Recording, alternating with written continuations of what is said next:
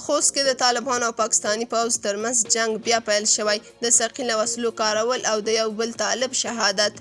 جزئیات هم دلته وګورئ او چینل هم سبسکرایب کړئ. د خوست ځاځي میدان ولسوالۍ اړوند ډیورنډ فرضي کرښې ته څیرمه یو ځل بیا د افغانستان او پاکستاني ځواکونو ترمنځ جګړه پیل شوې. یوې ځایي سرچینې شمشاد ته تایید کړه چې جګړه له غرمې وروسته د ډیورنډ فرضي کرښې بلوڅو سیمې ته څیرمه پیل شوې. سرچینې وایي جګړه هغه وخت پیل شوه چې افغان ځواکونو فرضي کرښې ته څیرمه د سړک او پوستي کار بشپړولو باندې لګیا ول. سیمې څخه طالب سرچینې وایي چې د دواړو لورو لخوا سپکې او درنې وسلې کارول کیږي.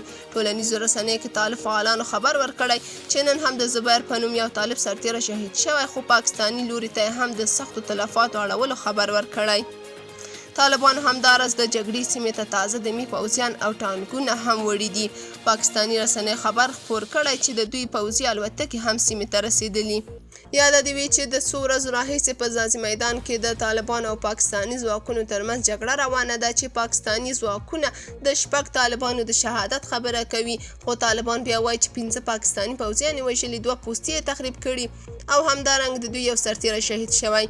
بلخوا د خوست والي مولوي عبدالقیوم روحاني د دې ولایت ځاځي میدان ولسوالۍ اړوند ډیورنډ فرضي کرښې ته سفر کړی او هلته پر فرضي کرښه کې د وروستیو نښتو له ساحو او امنیتي ځواکونو لیدنه کړې. روحاني په دې سفر کې د امنیتي ځواکونو سرښندنې ستایلې او ویلي دي چې هیڅ چاته اجازه مه ورکوئ څو د هیواد یوه لویشت خاوره تر خپل واک لاندې راولي. نوموړي د وروستیو نښتو له امله د یوې ښځې په ګډون د 3 عامو وګړو ټپیانو له کورنیو لیدنه کړې او له هغوی سره په نغدي مرسته هم کړې ده. طالب فعالان وایي د پاکستاني پوځ پر ضد جګړه افضل جهاد دی او دوی دا جهاد په خپل ایماني ځواک او جذبې سره کوي. تاسو په دې اړه څه نظر لرئ؟ کومنټ کې شریک او چینل هم سبسکرایب کړئ.